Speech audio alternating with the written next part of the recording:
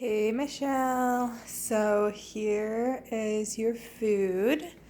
We've got lentil walnut meat, extra walnuts, less lentils. I feel like it always turns out slightly different just based on, I don't know, a few different factors, but it always turns out good. So there's 2 containers of that. So I grabbed some tortillas and they didn't have any vegan shredded cheese. Um, so I got these slices. So let me know if they work, but I figured they'd work basically the same. You said quesadillas, so I feel like this will work good for quesadillas.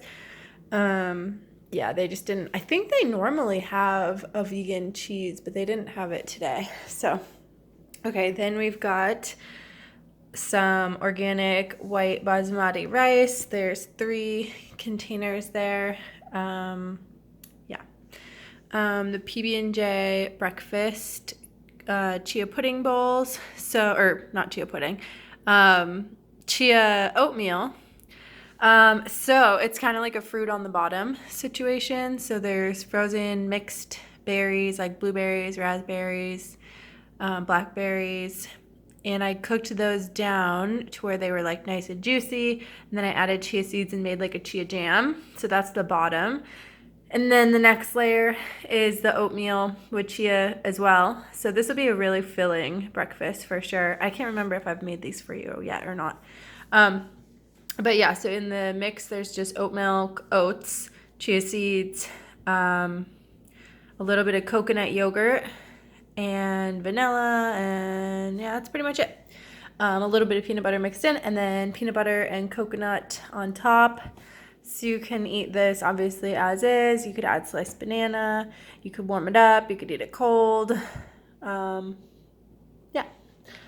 Then we've got the kale, basil, almond pesto. Wow, that looks so green.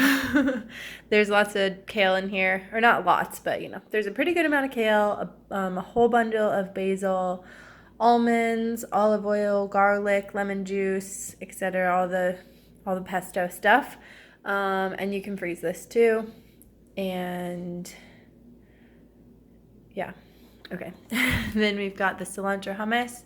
There's no spice, just cilantro. It's pretty subtle. I think the flavor of cilantro is pretty subtle, but then again, I love cilantro, so I probably don't notice it that much. But yeah, there's double batch of that as well, 2 of those each. So I did look up, you can freeze hummus. Basically, it will expand a bit, so it just needs room, which I think both of these have room because they filled it up not quite all the way to the top, not really like an inch away. And basically that you just would let it thaw in the fridge like the day before.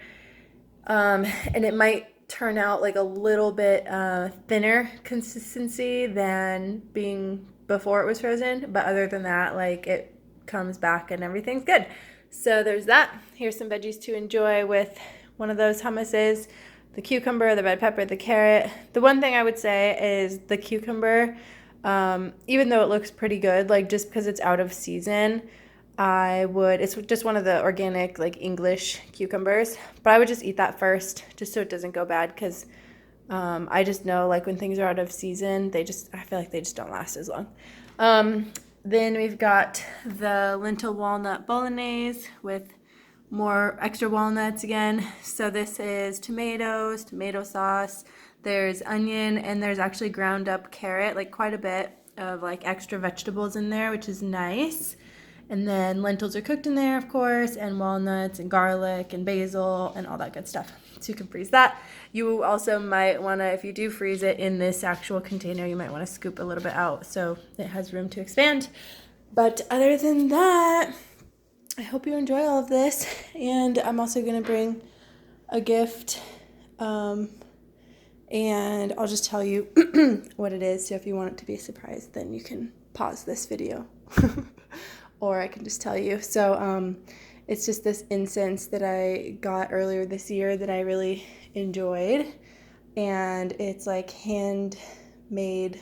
This girl in Canada makes it and she dips it. She like makes everything herself, so it's non-toxic and everything's natural. And that was like a really cool find. So the kind that she got is called Temple Blend, and it's sage, cedar, and frankincense, and I love it. So I gave you a few of those and a little handmade incense holder to burn it on. So I hope you enjoy that. I hope you like that incense. I love it. And that's just a Merry Christmas. Thank you. Thank you for being my client.